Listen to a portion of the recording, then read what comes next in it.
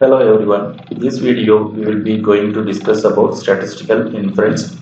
First we will discuss about introductory part, that is statistical inference. Then this statistical inference consists, there are two methods. One is estimation theory, another one is testing of hypothesis.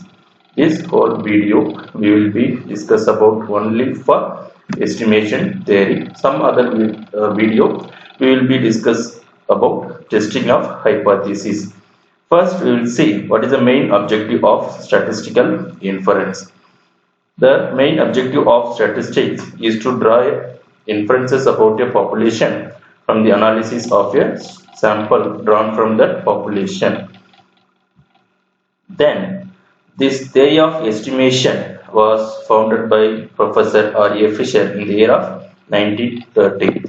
First, we will discuss parameter space. First, what is meant by parameter space? First, let us consider a random variable with the probability density function f of x comma theta. In most common applications, though not always, a functional form of the population distribution is assumed to be known except for the value of some unknown parameters theta, which may take any value on a parameter space capital theta. Now we will be consider a probability density function f of x comma theta. This f of x will be considered as a random variable. Then theta is the unknown population parameter. This unknown population parameter is always belongs to a population parameter space in capital theta. This is expressed by writing the probability density function in the form f of x comma theta. This is the general form of probability density function. The unknown parameter theta. This unknown parameter theta belongs to parameter space. Parameter space. Parameter space means a set of, this parameter space consists of a set of parameters. The set capital theta, which is the set of all possible values of theta, is called the parameter space. Now we will discuss an example. Such a situation gives rise not to one probability distribution but a family of probability distributions, which we write as f of x comma theta. F of x comma theta. Theta belongs to the parameter space. For example, if the random variable x follows normal distributions, these are two parameters. These are two parameters from normal distribution. One is population mean mu and variance sigma squared. Then the parameter space capital theta equal to, in these normal distributions having two parameters, one is mu and another one is sigma squared. This lies between this interval. This population mean lies minus infinitive less than mu less than plus infinitive. That another population parameter from that normal distribution, the standard deviation sigma lies within this interval 0 less than sigma less than infinitive. In particular, we suppose we substitute sigma squared equal to 1. The family of probability distribution is given by normal distribution mean mu and variance sigma squared equal to 1. This mu, the population parameter, the population mean mu belongs to the parameter space capital theta, where this parameter space capital theta equal to the population mean lies minus infinitive less than mu less than infinitive. Then next we shall consider a general family of distribution.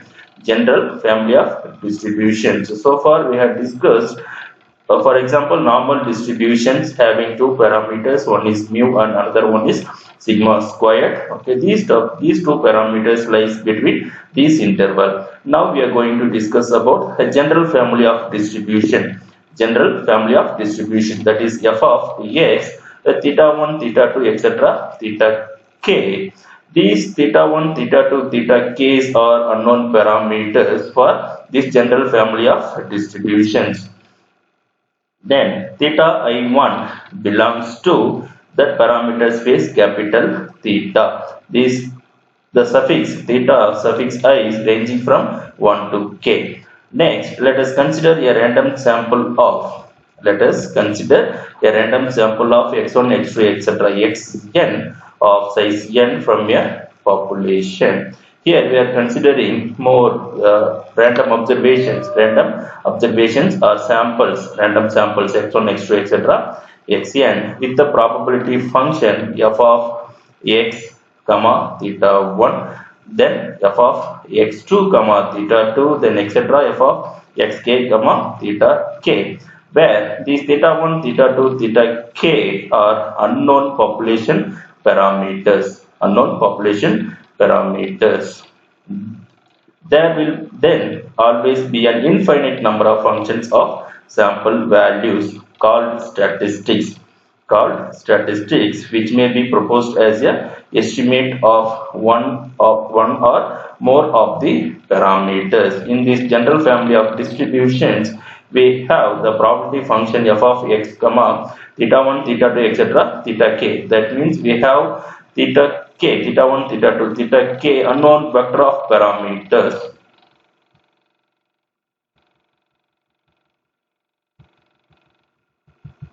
Next, in this estimation theory, first we will discuss estimation theory. Okay, why we are using this estimation theory? We have more distributions with unknown parameters values. Here we have to estimate these unknown parameters values. There are few occasions when population is studied as a whole. That means we have to study the whole population, but it is very difficult to study all the population. That's why we draw the samples. That's why we can draw the samples from the population, and population constant are determined on the basis of sample values. This is the main objective for using estimation theory. We know that various sampling procedures do exist, and also there are many techniques to determine the values of population constants through sample values. Next, the constant determined through sample observations, which stands for population parameter theta. Population parameter theta are a function of tau of theta. Next, we will discuss about point estimate and interval estimate. First, we will see what is meant by point estimate and interval estimate. Listen, with the help of sample observations, we find a value. Which is taken as a value of the parameter theta.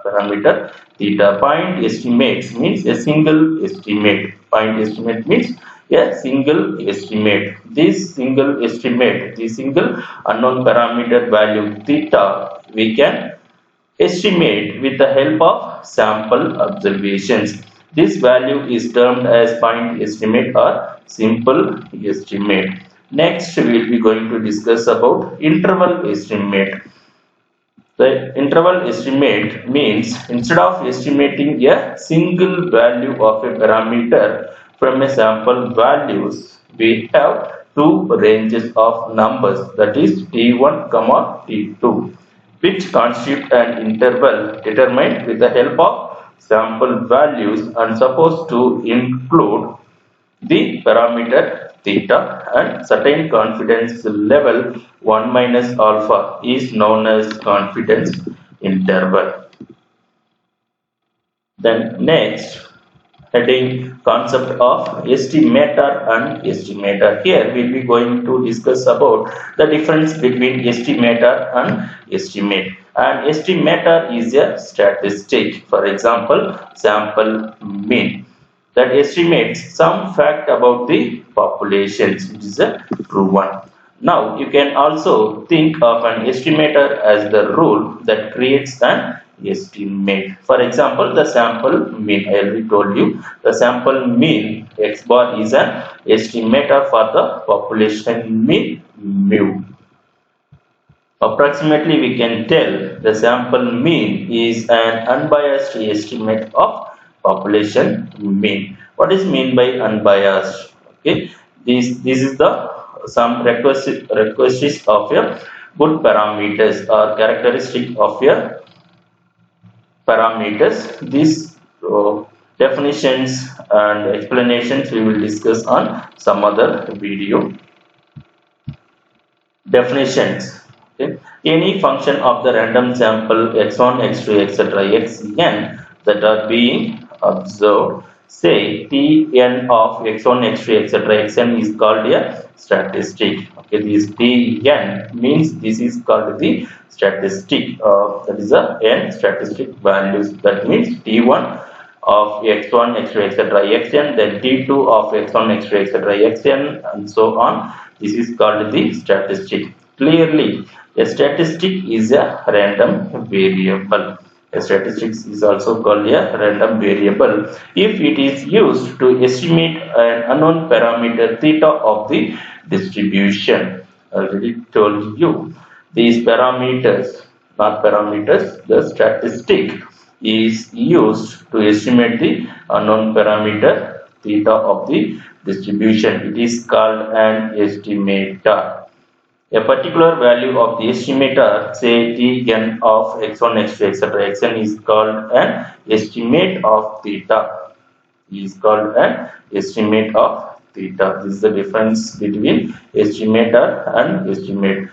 Let us see. For example, let's say you wanted to know the average height of children in a certain school with a population of 1000 students. 1000 students. Here the thousands we consider as a population. You take a sample of 30 children. These 30 we consider as a sample. Measure them and find that the mean height is 56 inches.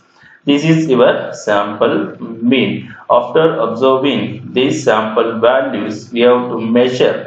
We have to measure or we have to find the mean height of these 30 children. We obtained the mean height is 56 inches. Okay, this is your sample mean. Okay, 56 inches. This is our sample mean, the estimator. This is called the estimator. Now, you use the sample mean to estimate that the population mean is about 56 inches. This is the example for estimator and estimate.